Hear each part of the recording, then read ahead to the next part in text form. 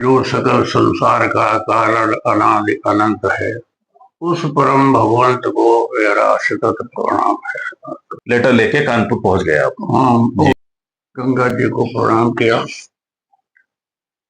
और वहाँ श्री रामचंद्र गुप्त थे, लाइब्रेरियन हरदोई के, उनके यहाँ रुका। तो उसी की गैलरी थी, उसमें हम पढ़े रहते थे। पिताजी से ने कहा आप जाइए, यहाँ करना है। फिर मैं लेटर लेकर गया।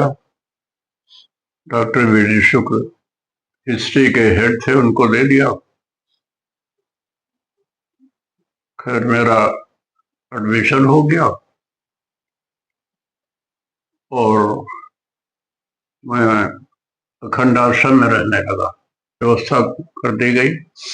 अखंड आश्रम में शिवोहम के सन्यासी रहते थे और एक सेठ ने सब व्यवस्था कर रखी थी। तो जब मैं गया तो वहाँ के जो प्रमुख थे श्री सच्चिदानंद जी, उन्होंने कहा कहाँ रहने वाले हो? नाम ओम प्रकाश मिश्र। कहाँ के? हमने कहा कि मैं हरदोई का हूँ। कहने नहीं नहीं, मैं आपको कमरा नहीं दूंगा। मैं कहा क्यों साहब? कहने लगे कि वो वहाँ के लोग झगड़ालू होते हैं, बेकार होते हैं, आपको अब झगड़ा।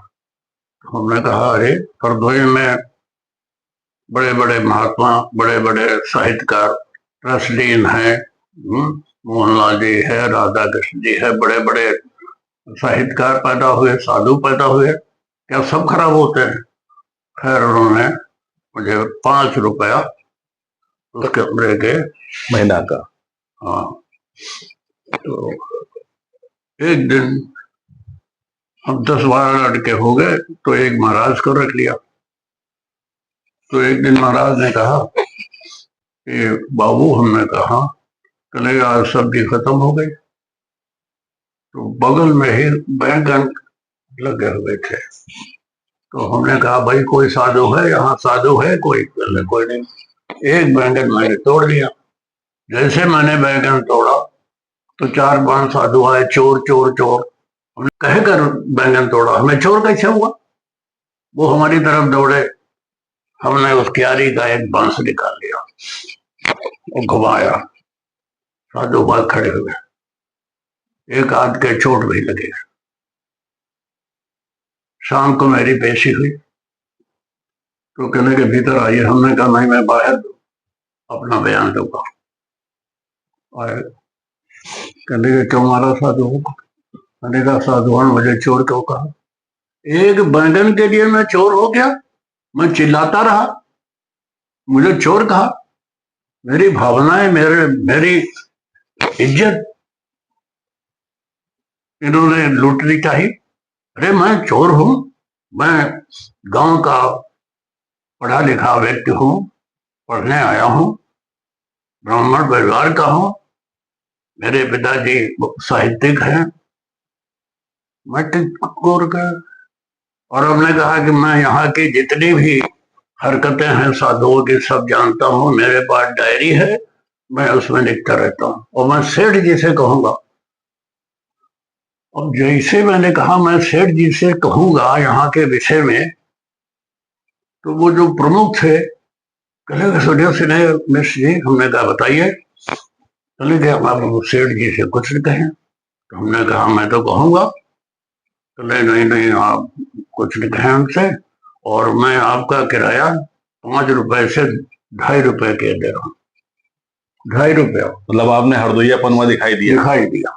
2.5 रुपया का कर दिया। हमने कहा नहीं साहब, मेरा ही नहीं जितने लड़के हैं सबके 2.5 रुपया किया जाए। सबके 2.5 रुपया हो गए। उसी तो मेरे प्रीवियस में वहां रहते हुए कोई कोई व्यवस्था ठीक ठाक नहीं थी, ना उड़ने की, बिछाने की, कुछ नहीं। कुर्ता पैजामा, कठिन परिस्थितियां थी, बहुत कठिन परिस्थितियां भैया थी। तो किंतु मुझे ये लगन थी कि मुझे कुछ बनना है। उसके बाद ये वो अखंड आश्रम था, बीए पार्ट 2 में मैंने वही था। तो एक दिन मैं खिचड़ी पका रहा था और नीचे आकर एक, बाहर मतलब मैदान में, मैदान में नहीं, अखंड आश्रम के मतलब रेलिंग परिसर में, रेलिंग पे। रेलिंग थी। अच्छा। तो एक कार चमचमाती हुई आई और मेरे सामने रुक गई। वो सज्जन उतरे, दिव्य व्यक्तित्व, रेशम का कुर्ता पहने थे, धोती पहने थे, बहुत गौर वर्ण के थे। कहने क्या हो रहा है? मैंने खिचड़ी पक रही। कहने गए कहाँ, किस क्लास में हो? हमने कहा बीए पार्ट 2 में हो। प्रीवियस में कितने मार्क्स? हमने कहा 234 है, 6 नंबर फर्स्ट क्लास में कम है। कहने गए और? हमने कहा सेठ जी मेरा समय आप क्यों खराब कर रहे हो?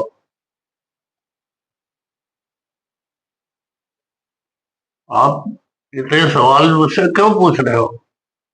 कहने गए मैं बैरिस्टर नरेंद्र सिंह हूँ, वीएसएसटी कॉलेज का कमेटी का मैं ही सब कुछ हूँ। मैं तो नर्वस हो गया, मैं रेलिंग से उतरा। हमने कहा नमस्कार साहब। कहने गए आपको कोई दिक्कत है? हमने कहा सब दिक्कतें आप देख रहे हैं, मैं खिचड़ी पका रहा हूँ। कोई यहाँ वातावरण पढ़ने का नहीं है, जंगल में जाकर नित्य क्रिया करता हूँ। अच्छा, कल हमारी कोठी पर आना। मैं गिरते पड़ते गया। भव्य कोठी थी। लगे बैठो, बैठ के प्रिंसिपल को फोन किया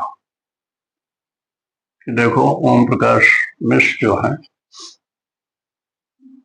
इनको जो चाहिए इन्हें दिया जाए, किताबें, फीस, सब कुछ दिया जाए, जो ये चाहे वो आप करें। मैं तीसरे दिन अपना सामान बांध के अखंड आश्रम आ गया। हॉस्टल, हॉस्टल हॉस्टल जैसा था, किंतु उसको वो कहते थे योगाश्रम, कहते थे। अखंड आश्रम से योगाश्रम, योगाश्रम। उसमें 3 लड़के रहते थे एक कमरे में। सामने गंगा जी बहती थी बिल्कुल, और गंगा जी बीच में एक मंदिर था। एक बार में हमारा कमरा था, तो पढ़ने लगा आराम से। तो एक दिन मैंने डॉक्टर रमानाथ त्रिपाठी हिंदी पढ़ाते, उनसे कहा मेरा साहब नाम लिख लीजिए, लेकिन मुझसे बाहर मिलना। हम बाहर मिले तो कहले क्लास में बताना। किस चीज में नाम लिखना था? हिंदी वाले क्लास में। अच्छा। तो एक दिन हम तो बाहर निकल रहे थे, तुमने साहब रुकिए, रुके नहीं तो मैंने वो उसका कुर्ता पहने थे बोस्टी का, कोई बहुत कुछ, हमने ये पकड़ लिया, हो गया फट। बोले अरे बहुत बदतमीज हो। मैंने कहा आपने ही तो हमें मौका दिया, आप मेरा नाम लिख लेते तो मैं क्यों आपका कुर्ता पकड़ता? बिगड़ गया। ठीक, उसके बाद हम लोग आश्रम में रहते थे, तो इतवार के दिन नाम लिखा फिर? हाँ नाम लिखा, और सदैव हमें हमसे सशंकित रहते थे। वो उस घटना के बाद? उस घटना के बाद तो एक वहाँ प्रार्थना होती थी, एमए क्लासेस सवेरे होते थे, बीच में ब्रेक, और फिर स्नातक क्लासेस होते थे। इस बीच में प्रार्थना होती थी, बहुत बढ़िया। जो सकल संसार का कारण अनादि अनंत है, उस परम भगवंत को मेरा सतत प्रणाम है। बहुत। तो एक दिन किसी ने हमसे कहा कि चाट ले आओ। हम गए, तो जो गीता प्रार्थना कराते थे और गीता पर एक श्लोक पर प्रवचन देते थे, हमने देखा ये सिगरेट पी रहे। हमने कहा गुरु जी ये क्या है? नहीं यार तुम्हें क्या लेना? हमने कहा वाह, मैंने आपको अपने हृदय सिंहासन पर ऊंचा उठा रखा था, आपका सिगरेट पीते देखा तो मुझे कितना कष्ट हुआ। क्या आप प्रवचन करते हो? यही गीता आप हमें प्रवचन करते हो? खैर वो उन्हें कोई उत्तर नहीं दिया। उसके बाद में बीए कंप्लीट किया। बीए कंप्लीट किया। उसके बाद एक नंबर से मेरा फर्स्ट क्लास रह गया। एमए बीए में। अच्छा बीए। किंतु मेरी पोजीशन आई 11th पोजीशन, और जो ट्यूशन में कर रहा था वो एक कपूर साहब थे और भले आदमी थे, 50 रुपए मिलते थे। और समझ लीजिए आज 50 रुपए की कीमत कितनी होगी। और वो साल भर में हमें एक कंबल देता था। जब जाता था तो मुझे एक कप दूध दिया जाता था। लड़की का नाम था निरुपमा। एक दिन घटना हो गई, उनके मैडम ने जो एमए पढ़ाती थी, एमए थी और पढ़ाती थी लड़कों, उन्होंने एक दोहा लिखा दिया बच्चों को कि ये बिहारी लाल का है। उसने मुझे लिखा, हमने कहा ये बिहारी लाल का नहीं है, रसलीन का है। उसने अपने मैडम को बता दिया। तो मैडम मुझे जितनी क्लास में हमारे खिलाफ बकवास कर सकते थे कि नहीं वो बीए पढ़ में चले, उन्हें तो क्या हो जाता है भाई, मैं हूँ, गलत बता दिया। निरुपमा ने फिर हमसे कहा, तो हम समझिए किसी दिन मुठभेड़ होनी है। तो सबसे प्रामाणिक जो हिंदी साहित्य का इतिहास है वो आचार्य रामचंद्र शुक्ल का है। मैं अपने बस्ते में लपेट कर पीछे कैरियर पर लगा लेता था और ले जाता था किताब। वहां से करीब 4 कोस तो था ही आना जाना। तो एक दिन धड़ाधड़ उनकी रिश्तेदार हुई थी, वो धड़धड़ाती हुई जहां मैं पढ़ा रहा था वही आ गई। उन्होंने कहा नमस्कार। चलिए आप, हमने कहा आप ड्राइंग रूम में बैठिए, मैं अभी आता हूँ। तो कपूर साहब ने कहा कि ओम प्रकाश भले ही प्रिय पार्डवन में हो किंतु बहुत होशियार है, उनको हिंदी, अंग्रेजी, संस्कृत और बहुत सी चीजें आती है। इतने साल में मैंने देख चुका हूँ, वो भले ही भी पार्डवन में हो किंतु बहुत पढ़ीस है। मैं गया, कहने लगे कि आपने कह दिया बिहारी लाल का नहीं है। उसने कहा नहीं बिहारी लाल का। अरे मैं हूँ। हमने कहा इसे क्या होता है, आपने स्टैंडर्ड बुक्स पढ़े नहीं? हमने कहा इसका प्रमाण? मैं कन्हैया रामचंद्र शुक्ल की किताब को मैं प्रमाण मानता हूँ। हम किताब वही ले गए और हमने वो किताब रख दी जहाँ रसलीन का जिक्र था। बिलग्राम के थे रसलीन। अमी हलाहल मन भरे श्वेत साम्रत नार जियत परल जुग जुग परल जो चित्रवती तुगार। हमने मैडम ध्यान से देख लीजिए,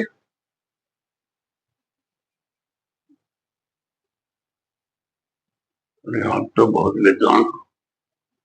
मैंने कहा मैडम विद्वान नहीं हूँ, मैं ज्ञान पिपासु हूँ और बहुत किताबें मैंने पढ़ रखी हैं।